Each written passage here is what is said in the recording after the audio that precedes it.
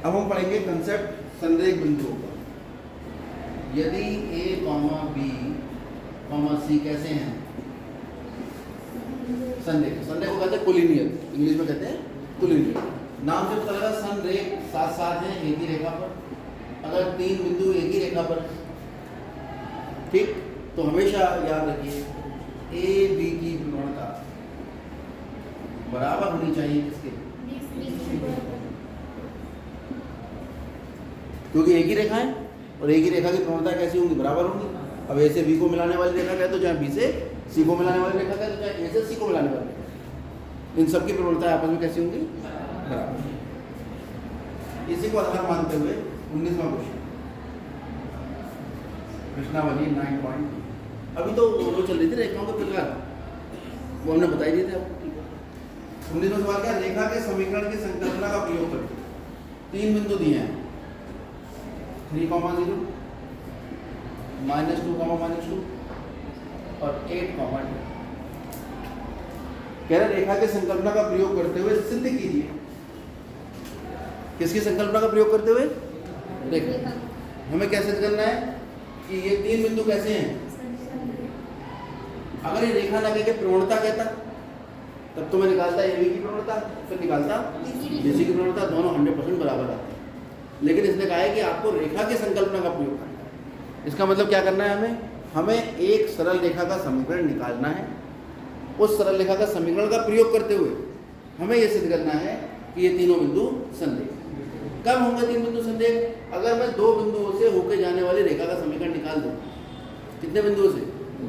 दो बिंदु से। और तीसरा बिंदु सरल रेखा पर स्थित, यानी हमने कक्षा 9 में पढ़ा था कि अगर किसी समीकरण के हल हैं तो वो उसे क्या करते हैं? संतुष्ट करते हैं। संतुष्ट करने का मतलब है एक्स और वाई के मान निकालिए, समीकरण में लगाइए, एलएचएस इसके बराबर आ जाएगा। तो अगर मैं इसका समीकरण निकाल के और ये एक्स और वाई लेके समीकरण में रखूँ, एलएचएस के बराबर आ जाए, इसका मतलब ये बिंदु उस रेखा पर स्थित है जो इन दो बिंदुओं को मिलाने से प्राप्त होती है। चलिए पहले हम निकाल लेते हैं ए बी की प्रवणता। कितना होगा बताओ? -2 - 0 अपॉन -2 - 3। ये तो होगा y2 - y1 upon x2 - x1। कितना आ गया? -2 अपॉन -5, कुल मिला के आ गया 2 अपॉन 5। और फिर बताओ क्या कहते हैं? अब रेखा का समीकरण जिसकी प्रवणता m तथा रेखा बिंदु x1, y1 से होकर जाती है। कल मैंने समीकरण लिखवाया था y - y1 = m × x - x। याद है सभी? ठीक। तो यहाँ पर जो हमें रेखा का समीकरण निकालना है तो m का मान कितना है? 2/5। अब बचा x1, y1। x1, y1 कैसे लें? तो हमें निकालना है इस रेखा का समीकरण जो a और b को मिलाती है। तो चाहे हम x1, y1 इसे ले लें, चाहे x1, y1 इसे ले लें, एक ही समीकरण निकल कर आएगा। एक से मैं निकाल रहा हूँ, दूसरे से आप घर पर ट्राई करेंगे। तो हम इसको ले लेते हैं 3, 0। अब किस रेखा का समीकरण निकल के आ रहा है? जो बिंदु 3, 0 से होकर जा रही है और जिसकी प्रवणता कितनी है? m कितनी है? 2/5। क्लियर हो गई बात? चलो, तो y - y1 का मान कितना होगा? 0 बराबर m का मान 2/5 गुणा x - 3। तो आ गया y बराबर 2 गुणा x - 3/5। 5y बराबर 2x - 6। तो 2x - 5y - 6 इधर क्या रहेगा? 0। कुल मिला के निकल आया 2x - 5y - 6। अगर इस रेखा पर ये समीकरण एक रेखा को निरूपित कर रही है, वो रेखा कौन सी है? ये है। अगर इस रेखा पे ये बिंदु स्थित है तो इसको क्या करेगा? वो संतुष्ट करेगा। तो आप ऐसा करो, x बराबर क्या ले लें? 8 और y बराबर 2 के लिए हम जांच करेंगे। खाली जांच करो, 2 गुणा 8 -5 गुणा 2 -6, ये बराबर 0 था। कितना आ गया? 16। 16 - 10 6। 6 में 6 गया, कितना बचा? 0 गया। अतः 8, 2 रेखा के समीकरणों को क्या कर रहा है, ये शब्दावली का आप प्रयोग करेंगे, संतुष्ट करता है। और अगर संतुष्ट करता है इसका मतलब क्या हुआ कि ए और बी दो बिंदुओं को मिलाने वाली जो रेखा है उस पर 8,2 बिंदु स्थित है। और अगर इन दो को मिलाने वाली रेखा पर अतः 3,0 तथा -2,-2 को मिलाने वाली रेखा पर कौन सा बिंदु स्थित है, बिंदु 8,2 क्या है, स्थित है। और अगर ऐसा हुआ तो तीनों बिंदु कैसे हो गए, अतः A, B, C कैसे होंगे, संतुलित। यही आपको सिद्ध है। बात समझ गए इसकी? ठीक है, इसमें क्वेश्चन समझना ही अपने आप में एक डिफिकल्ट टास्क होता है।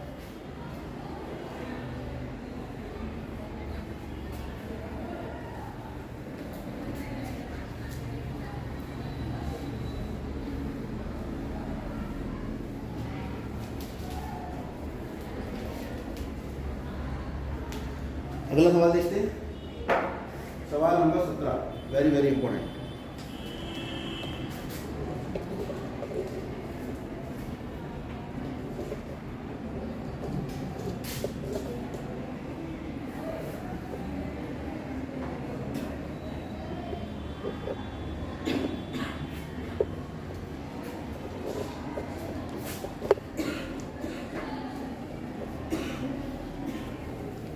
क्वेश्चन नंबर 17 से आ जाएगा। अक्षों के बीच रेखाखंड का मध्य बिंदु P है। ये कंफ्यूज कर दिया इसने, और ध्यान से देखना। पहले चित्र बना रहे हैं, ये एक्स अक्ष और ये वाई अक्ष, ये अक्षों के बीच कटा अंतःखंड है। ये सरल रेखा है। ये अंतःखंड कितना काट रही है, OA और OB। ये कह रहे हैं कि अक्षों के बीच कटे अंतःखंड, अक्षों के बीच, ना कि सरल रेखा द्वारा अक्षों पर कटे अंतःखंड है OA और OB। और अक्षों के बीच कटा अंतःखंड कौन सा है, A। AB क्या है, सरल रेखा द्वारा अक्षों के बीच कटा अंतःखंड। इसका मध्य बिंदु है P, और कितना है मध्य बिंदु को, A, B। तो रेखा का समीकरण आपको सिद्ध करना है, सिद्ध कीजिए।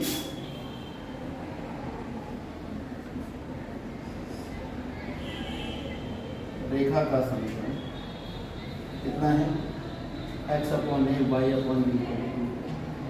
इसमें कंफ्यूजन ये होता है कि हमने कल पढ़ा था रेखा का समीकरण x/a + y/b = 1, और यहाँ सिद्ध करना है x/a + y/b = 2।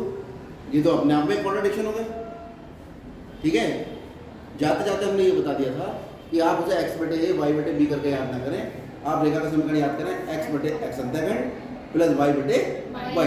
जरूरी नहीं है कि अंतःखंड हमेशा a और b हो, कभी c और d भी हो सकते हैं, है ना। यहाँ पर बस ये क्वेश्चन में है।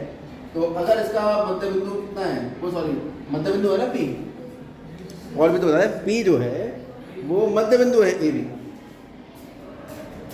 P जो है वो AB का क्या है, मध्य बिंदु। अब मान लो, पहले बिना माने कुछ होगा नहीं।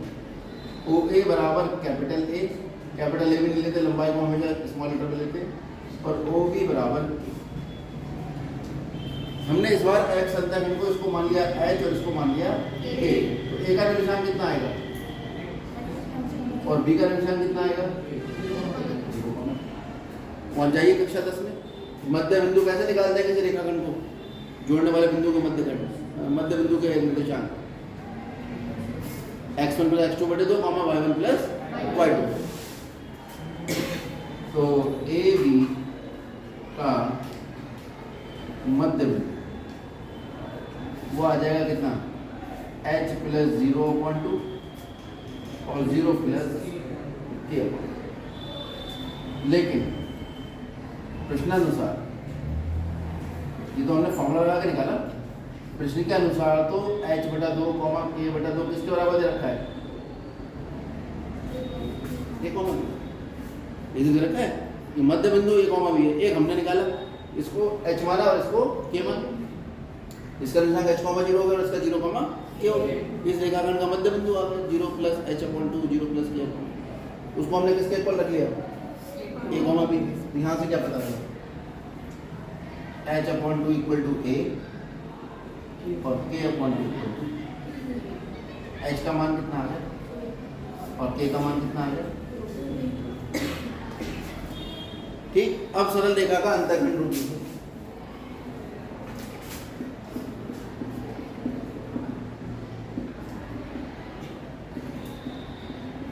कौन सा रूप?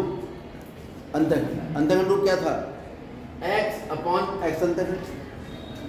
x अंतःखंड कौन है? OA plus y upon y अंतःखंड OB बराबर 1। कितना है OA का मान? h, y अपॉन OB का मान कितना है? k, तुमने तो माना है। और h का मान आया कितना? और k का कितना आया? पूरे समीकरण को 2 से गुणा कर दो, कितना आ जाएगा? x upon a plus y upon b को पूरे समीकरण 2 से गुणा, 2 गुणा 1 2 गुणा ये 2 से 2 कट जाएगा। ये जिक्र करना था। ये क्वेश्चन बच्चों को इसीलिए टिपिकल लगता है कि वो x अपॉन a समीकरण में ही ले लेते हैं, फिर उसमें फंस जाते हैं, अपने आप ही करेंगे आप। तो आपको बेसिक भी याद रखना होता है, कभी कभी जो हमने माना होता है वो सवाल में दे दिया होता है। अब देखिए 18 इसी का भाई है।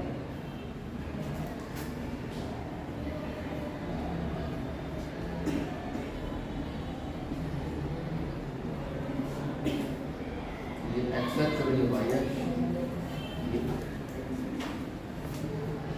अक्षों के बीच रेखाखंड को बिंदु R, अब इसे देखो क्या किया है, यहाँ पर बिंदु R दे दिया आपको,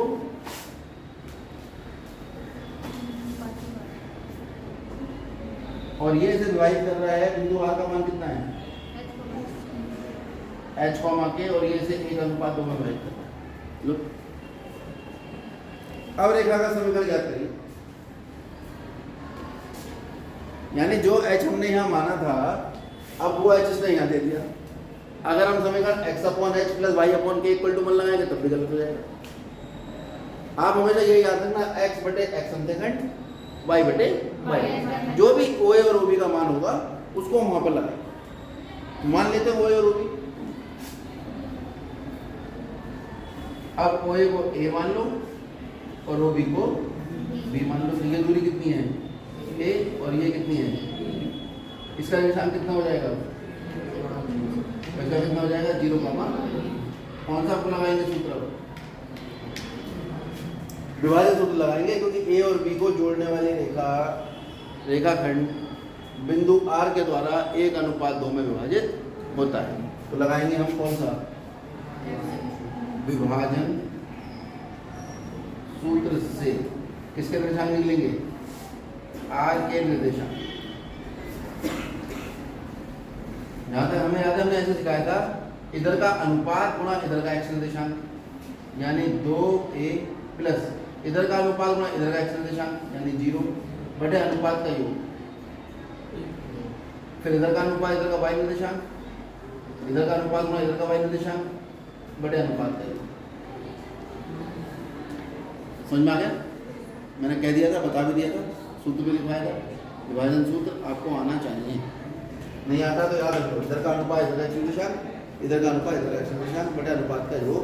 x निर्देशांक निकलेगा, y के लिए इधर का अनुपात लेके इधर के y निर्देशांक से गुणा कर दो, इधर का अनुपात लेके इधर के y निर्देशांक से, और भाग कर दीजिए उसको अनुपात के योग से।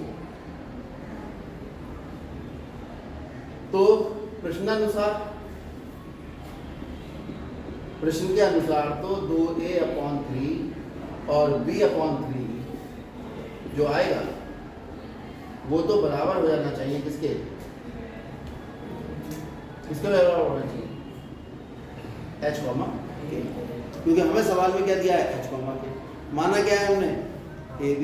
तो आंसर AB A और B में देंगे या H और K में देंगे? किस में देंगे?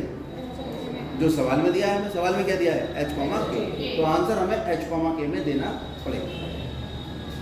तो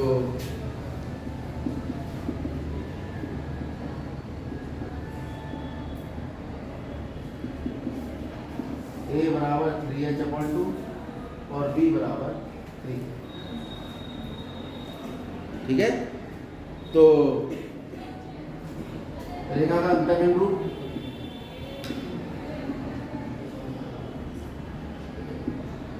ये रहा x बटे ओ ए प्लस वाई बटे ओ बी बराबर, यानी x बटे एक्स अंतःखंड प्लस वाई बटे वाई।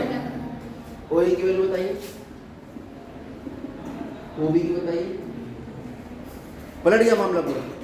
यहाँ हमने वो लंबाई h मानी थी, तो आप अपने दिमाग से ये निकाल दें कि ए बी ये इस तरह से आप जब याद करेंगे रेखा के समीकरण को, तो आप इस तरह से याद रखेंगे कि x बटे एक्स अंतःखंड वाई बटे वाई अंतःखंड दोनों का योग बराबर a।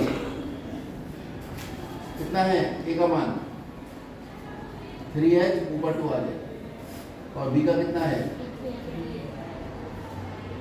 y/3 equal to 1। 2/3 से गुणा कर दो, 2/3 से 3/2 से कर दो, 3/2 से गुणा कर दो, कितना आ जाएगा 3/2 गुणा 2/3 x/h प्लस 3/2 गुणा y/2 के बराबर 3/2 गुणा 1, 2 से 2 बटे 3 से 3 कितना आ जाएगा x/h प्लस और गलत हो गया 3/2, ये 3 है ना, हाँ 3 से 3 कैंसिल, y/2 के इक्वल टू 3/2, 2 से मल्टीप्लाई कर दो तो 2x/h plus y/k equal to 3, ये आता है। और अच्छे से करना चाहो तो hk से गुणा कर दो पूरे समीकरण को, तो आ जाएगा 2xk plus 2 only yk minus 3hk बराबर yh। पूरे समीकरण को hk से गुणा करो। ठीक है, देख लो किताब में जो भी आंसर है इसी तरह का होगा। यहाँ तक तो हम पहुँच गए।